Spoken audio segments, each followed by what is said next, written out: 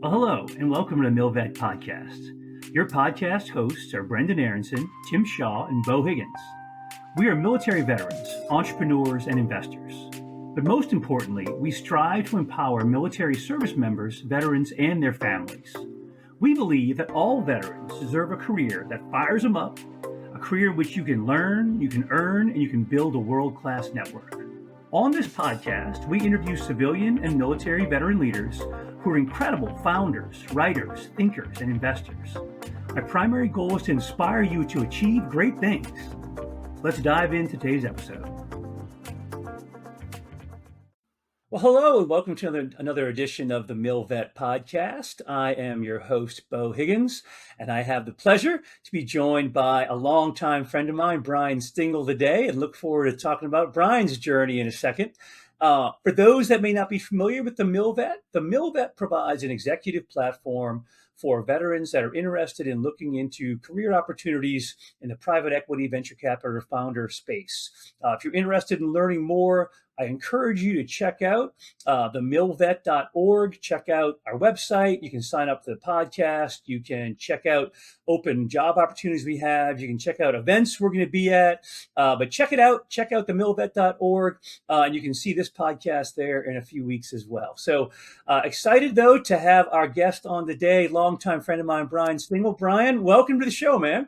Thanks, Beau. I'm delighted. Obviously, we've known each other since the late 80s and have followed your career. And there's been a lot of things that really resonate strongly with me. So I'm delighted to be your guest. Well, it's great having you here for a host of reasons. One, obviously we've known each other for a long time. And I'm going to start with this, actually. I know you had early on a great influence from your dad, who was a Marine veteran, and would love to hear maybe just a little bit about, growing up in a Marine family. What was that like for you?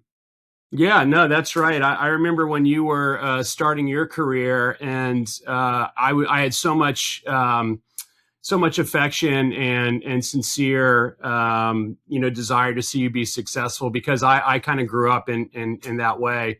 My dad was a retired lieutenant colonel in the Marine Corps. He got out of college, went straight in, and like many people in the military, we kind of moved around quite a bit. He was down in Beaufort, South Carolina at the Marine Corps Air Station there, then went to Pensacola, got his wings. Started off as a jet pilot, and Vietnam came calling, and in the middle of flight school, got shifted into helicopters, did several tours of duty in Vietnam, came back. We were at 29 Palms in Camp Pendleton for a bit. He did some time in Okinawa. And then we came back to Northern Virginia, where he was at Quantico and headquarters Marine Corps in the Pentagon for, the bulk of his career. So he did 20 years. And, I think had 10,000 plus hours in rotor, jet, multi-engine, all kinds of different airframes. And, it was great. I mean, I had a great experience. I mean, you don't know what you don't know when you're growing up. But for me, I think it created a real, appreciation for, embracing change, having new experiences, making new friends, finding the best in any situation. So I have a lot of affection for that experience. That's awesome. No, I love that. And that's certainly a bond that we've had for a long time, that Marine Corps lifestyle, and one you appreciate more than most, being a military kid. Yeah, for sure. And backing it up to, our time, obviously, we crossed paths when we were both at UVA. I mean, did you consider a career in the military, or what was your thought process going into college of what you were going to do? Did you always want to know you get in the business world? And what was your, as you were going through those formative years, what did you think you were going to be, and what did you end up doing in life? No, I mean, I've thought a lot about it over the years. Honestly, I think you're, to some degree, as a child, when you think about where your path may lead you, you're heavily influenced by your parents, right? I mean, you're seeing what they're doing. And because I grew up, around all these military bases, and my dad was an aviator, and I had a lot of affection for flying, like I thought for sure that was going to be a path for me. And I remember in probably late in high school and early in college, like I wasn't quite sure what my path was. And I talked to him about like what a career in the military might be. And he was like very sober and balanced about it. He had a lot of really positive things to say about his experiences. He saw the world. he developed a great career after the military based on the experiences he had in the military. And so there was a lot of positive things that influenced me for sure. But he also said that the real passion for him in wanting to enter the military was his love for flying, and he that's why he went. And what he found in the tail end of his career, there's jokes in the military about this where you end up flying an Oak bomber, right? I mean, you're sitting at a desk, and he spent probably 7 or 8 years at the Pentagon. He was one of the pivotal people that was involved in the original approval, testing, and implementation of the Osprey airframe, which is tilt rotor. Obviously, has been a really incredible airframe, but not without its initial issues, originally. So no, we had a lot of conversations about it.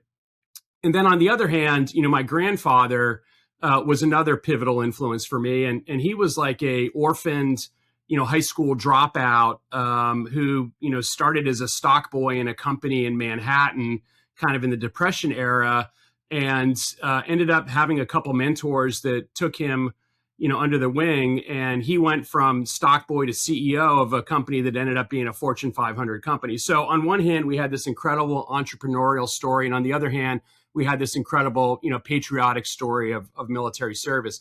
So, I was sort of torn by that, but ultimately through some of the experiences at UVA, I explored a ROTC scholarship as a mechanism to go to school and other things, but ultimately decided that, I wanted to try to get into the business world. And let's fast forward a little bit. So tell the audience, what are you doing today?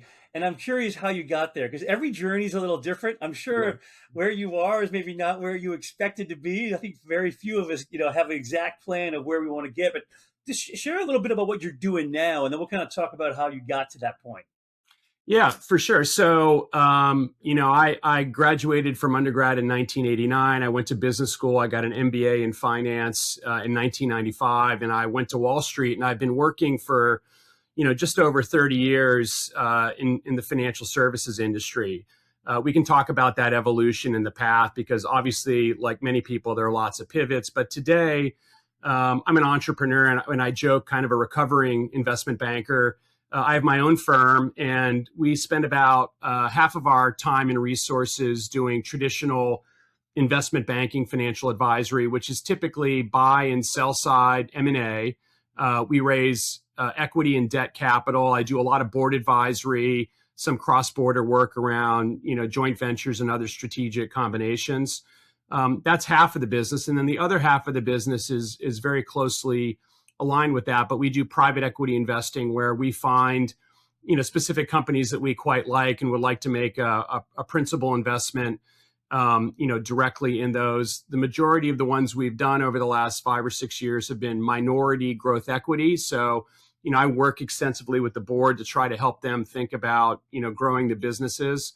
But we also do control buyouts occasionally. So what's interesting about those two businesses, as it relates to your audience, is it involves extensive, on the advisory side, it involves extensive work with the private equity and venture capital community. And I've been working with those folks in New York, Boston, LA, San Francisco, and really around the world, since 1998, 98 or 99. And many of my clients, when I was an investment banker at some of the big firms, growing up after business school, we're private equity sponsors. So I do a lot of work with that community. And then from a sector perspective, the area where we focus, because you can't be all things to all people, has been technology, software, and internet, which, sometimes you get good and sometimes you get lucky. But that was something I had a lot of interest in, going back to the mid to late 90s. And it turned out to be a very good sector to develop some subject matter expertise in, because it's, it won't confuse anybody how, big that industry is and how dynamic and disruptive it is. So, so that's what we do today. And I'm sure, obviously the private equity space has changed dramatically from what it was. It was pretty small, I would say, relatively speaking. It was kind of unknown, small-ish in the 80s, 90s. And I assume you came in as in the traditional investment banking pipeline and then pivoted into more of that space. What is that what is that? Because some folks, you can stay obviously on the kind of standard Goldman investment banking track, or you can get into kind of just the career journey. And how did your eyes get opened, I guess, to what that was becoming, or maybe what it looked like? Because it definitely is, it's something that is, again, it didn't really exist even almost in the 90s. It was this idea, this concept. And I mean, you were there at the beginning of it in a lot of ways. Is that fair to say? Yeah, for sure. Like, I think one of the things for me is, my kids joke that I say it too frequently, but like I've been trying to lead an experience-based life for as long as I can remember, right? So instead of, just focusing on material possessions and acquisition, like I love to travel, I love to try new experiences, I love to do new things. And so back in like the late 90s, like 98, 99, I was working at Goldman Sachs, and I started to see that, a lot of the big multi-trillion-dollar technology companies were coming public and starting to scale: Amazon, Microsoft, Google, et cetera. And all of this was really, coming out of, Northern California, in Sand Hill Road. And so my wife and I, who've been married, I think this year will be 29 years, wanted to have some great experiences while we were still young and before we had kids. And we saw a lot of stuff happening in California, and we made a commitment to try to have what we joked was our California adventure. And so in like 98 or 99, largely driven by all of this innovation and disruption coming out of California, we made a decision to move out there. And that turned out to be, probably the pivotal decision in my career, because we had no idea how dynamic, the world was going to be and how it was going to change. But we were right at the epicenter. We lived in San Francisco for about 5 years during the internet boom and ultimately implosion. I worked first at a couple of big firms, and then, was so motivated and impressed by the entrepreneurs that I was working with, I decided to leave Morgan Stanley at that time and start my own company. And, I wanted to try to be entrepreneurial as well. So we started a financial advisory company that was serving a lot of these high growth, private disruptive technology companies. And that was really sort of, where the path took kind of a strong right turn and started pointing me towards a career in technology and working with entrepreneurs. So that was crazy. And then also just seeing the entire, market boom and bust was, another, strong learning opportunity for us, because it taught me that, you just got to have grit and resilience and perseverance, and, things aren't always going to go right. I think there's this illusion that people have a charmed life, and, no matter where you see somebody today, like, the path that they were on in order to overcome those obstacles and get to some end position, it reminds me a lot of my own transitions. And I'm sure a lot of your audience kind of thinking about, how do I get from point A to point B? And it's never kind of straight and simple is what I can tell you. It's funny. I had a guest on a few months ago, and they told me every overnight success is years in the making. No, exactly. I mean, there's a lot of work 20 years in the making. Yeah. and Yeah. that, you put in that time. And I think that's something that, certainly from a veteran perspective, that's something we're good at, right? You're used to having oftentimes limited resources, being dropped into chaotic situations and be told, just figure it out, right? And you put your Right. head Yeah. down and grind, and you're able to do it. That's what we get instilled in us, I think, at a very young age, and part of our training that hopefully makes veterans good candidates to be successful or set them up for success in this industry. Because again, you need to have that. There's going to be a lot of confusion. There's going to be a lot of unknowns. There's going to be a lot of times you just got to just trust it, bet on yourself. And that's another thing that you talked about too, is that hey, you could have taken the easy path, stay with a big firm. Relatively speaking, there's a known trajectory to Right. go Yeah. that way, right? You chose to bet on yourself, which is scary, but I mean, I think that's what, if you have that entrepreneurial spirit. I mean, what was that like? I mean, what lessons learned did you have from going all in on yourself? Yeah, well. So, by the way, that particular episode of Entrepreneurship did not work, right? So, you think about the forks in the road, and did you make the right decision? I think, I don't believe in looking back and sort of armchair quarterbacking that stuff. Like, you just have to move forward and continue to evolve. But I was very passionate about trying to make my own way and start my own company. But I think I was 30 at the time, and I had a pretty kind of, low risk, trajectory that would have had a great outcome too. But I just felt like we kind of get, one shot at life. And for me, with this experience-based kind of philosophy, like I wanted to give that a try. I didn't want to be like 55 and fat and lazy and looking back and questioning why I didn't give that a whirl. And so, what I'd say about being a younger person thinking about a big seismic transition like that is like, you don't know what you can't do yet. Right. So, there's a lot of naysayers and there's a lot of people that are going to knock you. But if you can't overcome that, then you really, ought not to leave the boat.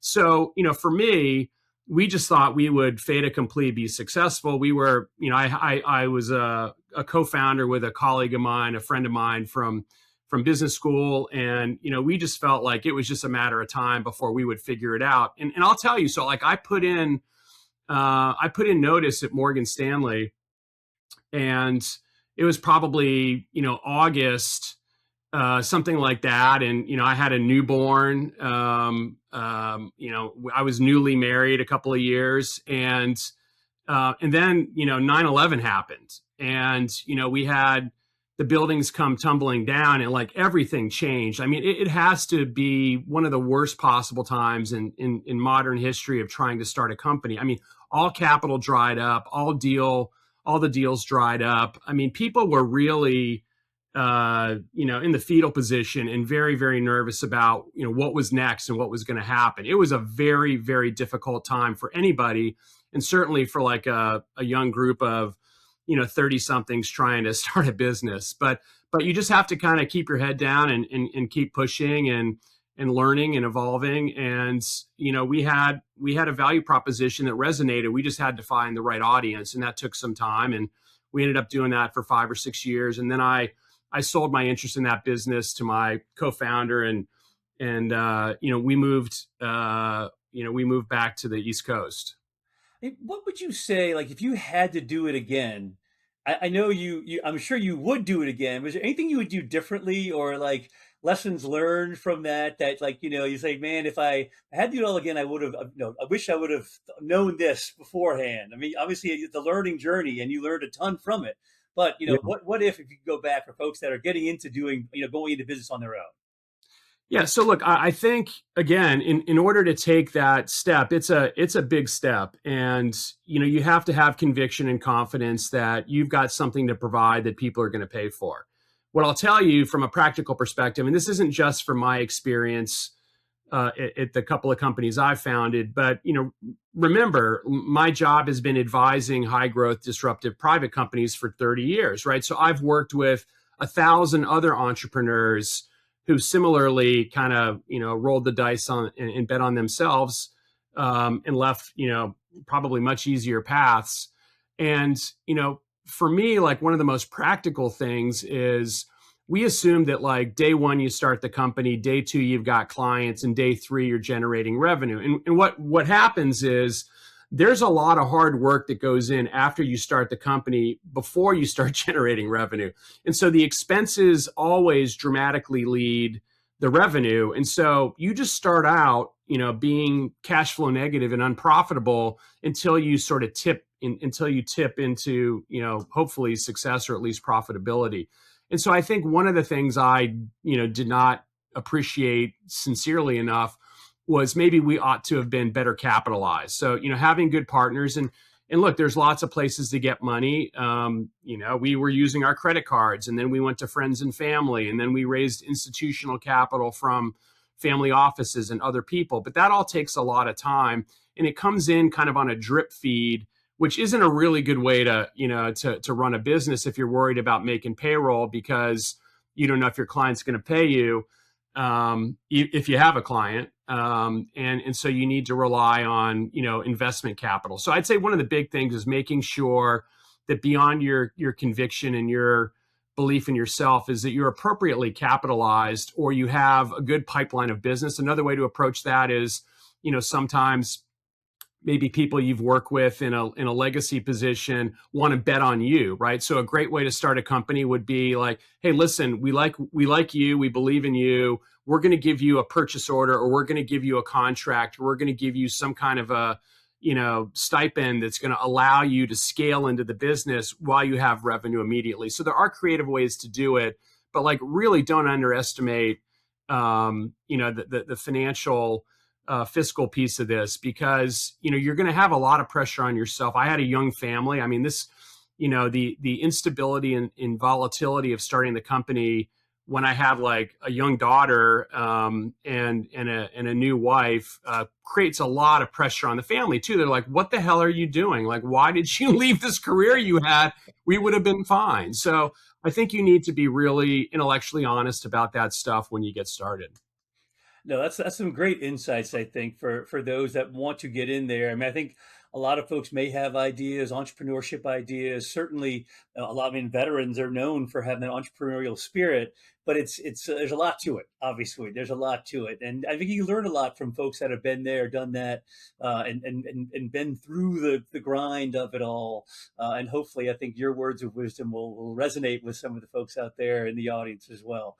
And I mean, and certainly being in the tech space is, I mean, you probably picked the most volatile time to be in that space too. I mean, not only do you have 9/11, you're in tech. I mean, that was a lot of, I mean, there's a lot of more safer bets, I would say, out there. I mean, it's highs and lows, right? I mean, again, you have the opportunity to be super successful, but certainly, I mean, and I mean, tech, it's everybody thinks tech even these days. Obviously, that's where a lot of folks are headed. AI. I mean, a lot of things going on there, but Yeah. certainly tons of uncertainty in that space too, right? Yeah, no, I mean, I had a colleague when I was at Morgan Stanley doing investment banking who ran the transportation group, and his clients were railroads all over the world. And we had this conversation one time over a beer, and he's like, "Look, I've worked on 60% of every railroad M&A transaction in the last 20 years. And my job keeps getting easier and easier and easier because the technology doesn't really change, right? I mean, you've got like the high-speed maglev and stuff like that, but ultimately these are transportation machines on rails, right? And so he's like, my job gets easier and easier, and I get more and more successful because I've done a good job for a long time. And I was like describing my situation, which is like my job is impossible and it gets harder on a daily basis because technology is constantly changing. And you have to be like wildly intellectually curious just to kind of, stay up to speed with what's happening. And so, yeah, for sure, there's a lot of volatility. I think there's probably a lot of discussion among your audience about the implications for artificial intelligence right now. But that's like the fifth wave that I've gone through in the last, 15 years. We've had, social media, and we've had, first of all, there was like PC, mainframe to PC. Then there's internet. Then there's cloud computing. Then there's social media. Then there's virtual reality and AI and machine learning and AI now, right? So part of what I like is that innovation and disruption creates a lot of opportunity. And again, the entrepreneurs that I work with are fantastic, and I learn stuff from them every day. But yeah, no, it's you have to have a strong stomach, and I think you have to, be intelligent and absorbing as much information as you can, and hopefully make good bets and good decisions about which direction you're going to lean in. I mean, a lot of people will become subject matter experts in an area where it just doesn't have legs and it doesn't survive. But yeah, it's been a fun career for me, and I have a lot of, great relationships and great experiences that I've been able to enjoy. I mean, how did you manage from just a learning perspective or staying current perspective to always be like, I mean, I think you can get, I mean, technology changes, you can get stale, you can have been the expert on, again, cloud computing, but that's yesterday's news now, right? Or I mean, back in the day, the mainframe, I mean, that's like, so somebody was the man back then, but it has changed dramatically, and it changes pretty quickly too. I mean, any suggestions for folks to getting into spaces? How do you stay current? I mean, is it reading? Is it just staying engaged? I mean, what have you utilized to how can I help yourself, stay at the forefront and hopefully being, predictive about where it's going too, right? Not even where it is today, but where it's gonna be. Yeah. So look, I think it's Robert Frost, who wrote a poem one time about vocation and avocation, right? Like what your passion is and what your job or career is, right? And ideally, if you can find something where there's a strong overlap between those two things, you're going to be a lot more successful. So if you aspire to be a credit derivatives trader on Wall Street and you don't give a shit about credit and you don't care about derivatives, like it's hard to get smart about that. Like you need something inside you that's driving you. And for me, I had incredible interest and passion around the technology and around internet. So it never felt like work, trying to get smart about it. So, point one, I think is, lean into something that you have some fundamental interest in. And then point two is you just have to be, a relentless human sponge and absorb as much information from as many experts as possible as you start to develop some foundational kind of baseline point of view. And then you'll start to develop your own sort of, perspective or narrative on top of that. But it requires you to have, expertise at some base level. And so for me, the smartest way for someone else to get smart is to talk to the other experts. So when you're advising entrepreneurs, and sometimes, you meet with multiple entrepreneurs within the same sector. And by the way, this is how VCs, venture capitalists, get smart fast, because if they see a particular sector in, like, let's say agentic artificial intelligence, and they've got capital, they'll invite every CEO in that sector and then listen to all of them pitch. And then all of a sudden they're really, really smart. Now, the unfortunate aspect of that dynamic is they're only going to bet on one of them or two of them. And so a lot of people are kind of spilling their secret sauce, at their own expense, honestly.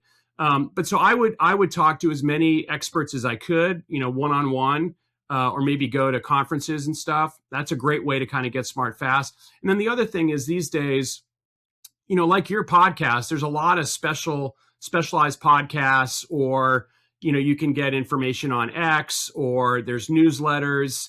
There's lots of ways to get very, curated points of view about what's changing and how fast it's changing within an industry. And then the last thing is, like the Wall Street Journal or other kind of traditional newspapers. But I say it's the last thing because that's not where I go, right? I mean, I start with people that are experts in an industry to learn from them. And X has been like a great democratizer of expertise and dissemination of information, and that's a great place to go. It definitely, it's interesting. I mean, I think it is.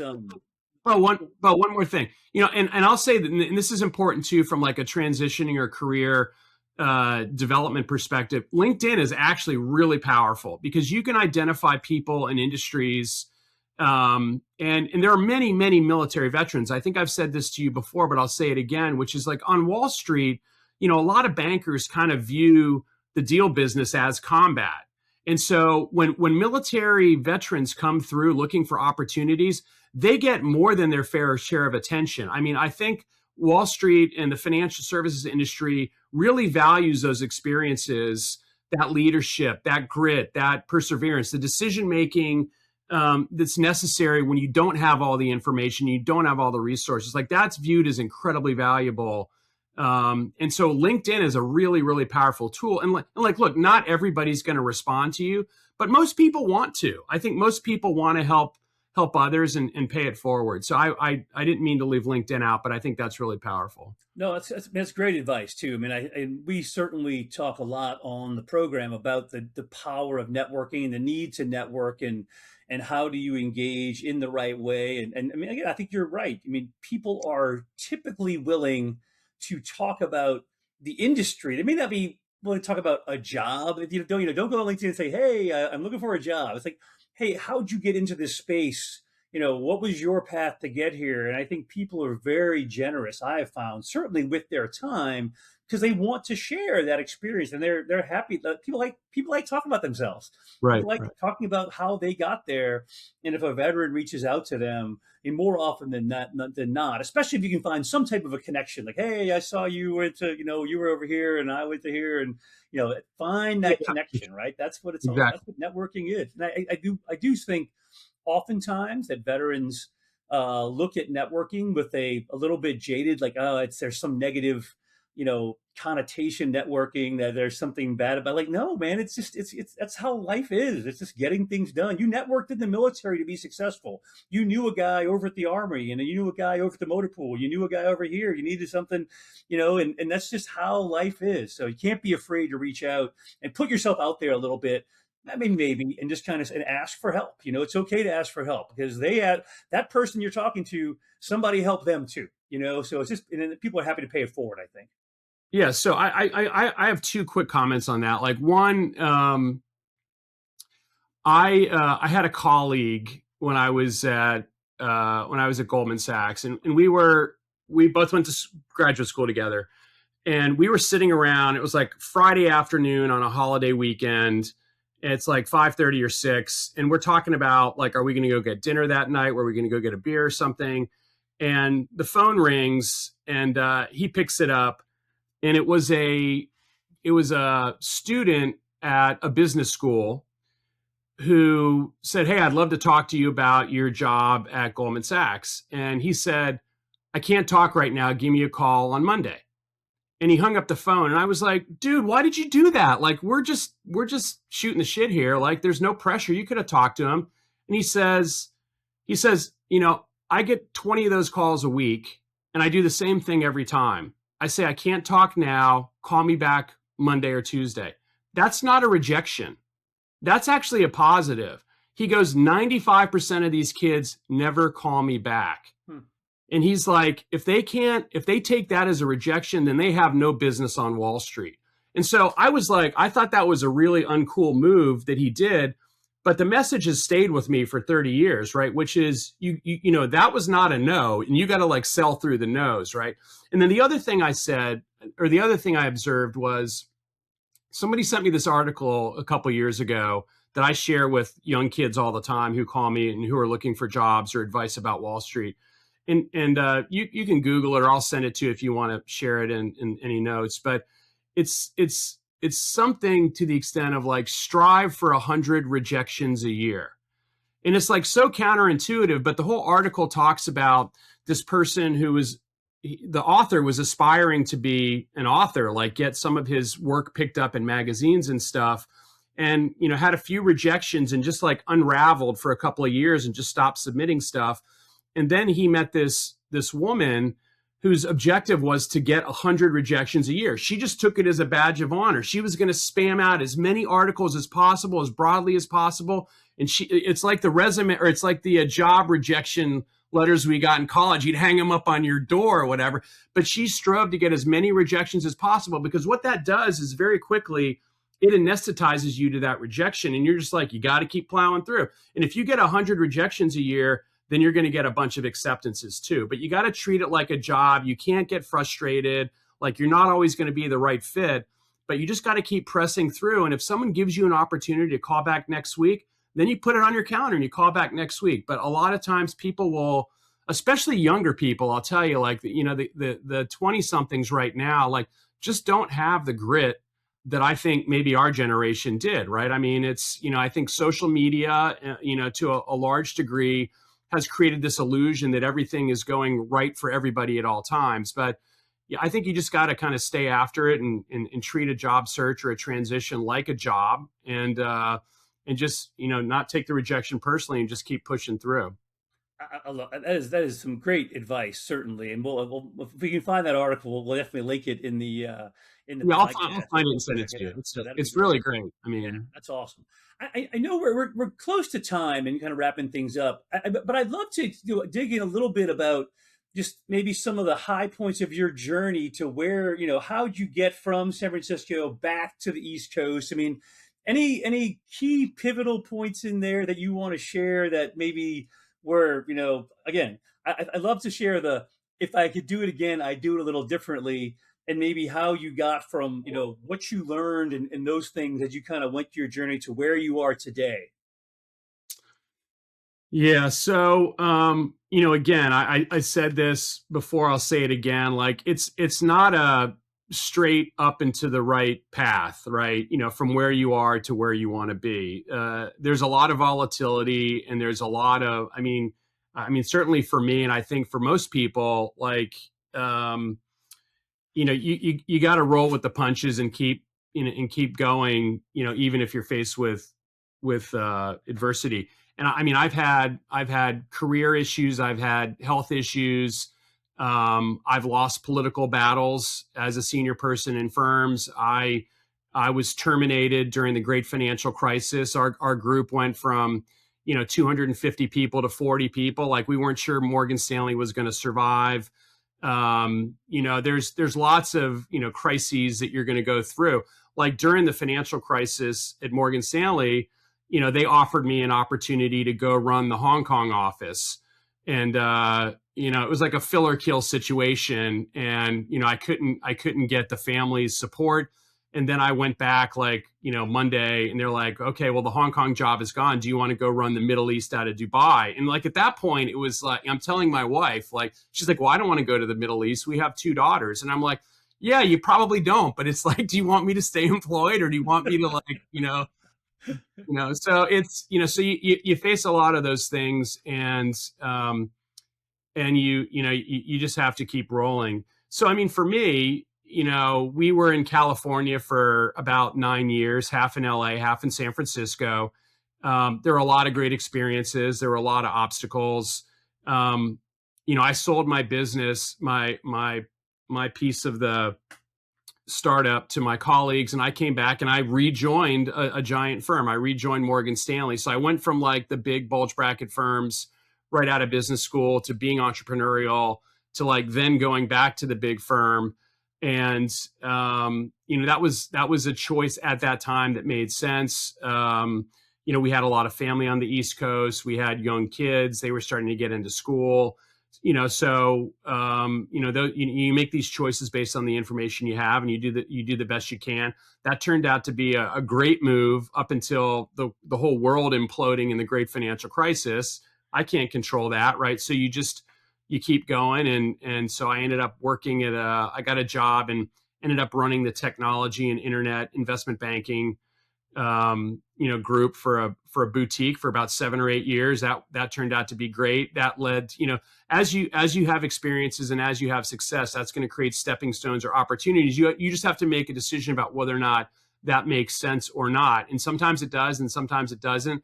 And sometimes you think it does, and then you get there and you realize you made a tragic mistake. Because if you're like me, you really value loyalty and consistency. And so there will be a lot of mercenary people in your lives that you think are good partners, and then for whatever reason, they just decide to do something else, right? So there's lots of different, things that you need to navigate.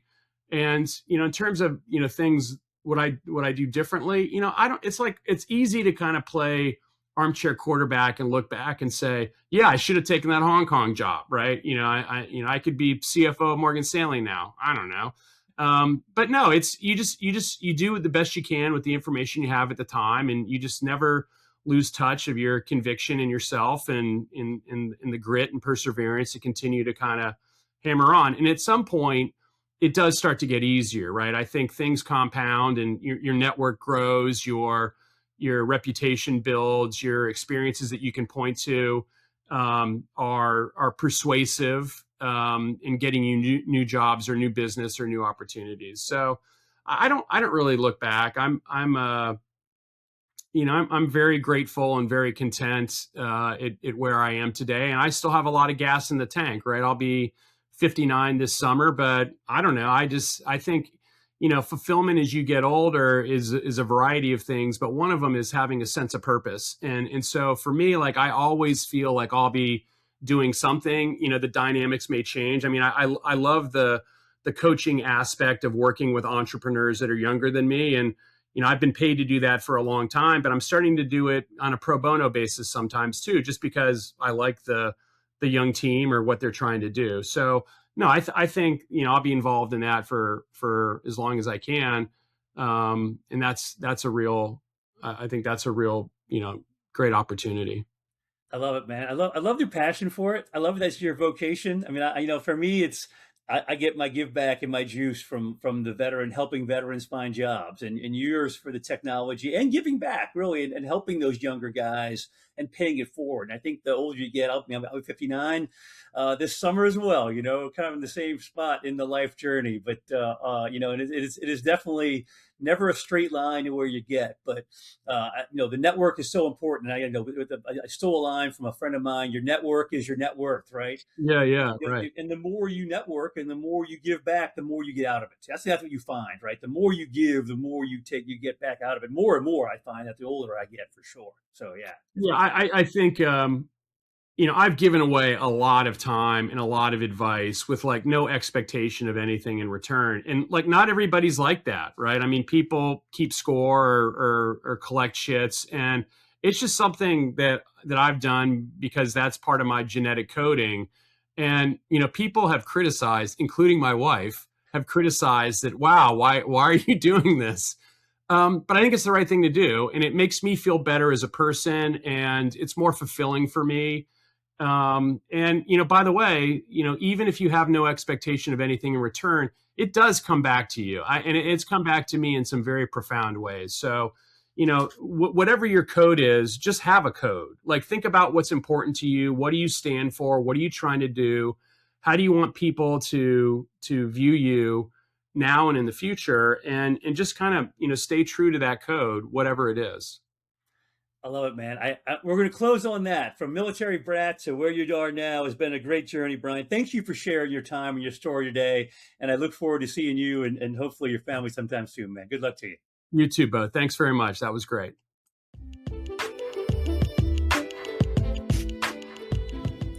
Thank you so much for taking the time to listen to this episode. For more content, follow us on Instagram @TheMilitaryVet or on LinkedIn. Join us at an upcoming event or learn more on our website, TheMilVet.org. Feel free to email us directly at leadership@TheMilVet.org. Thank you so much and take care.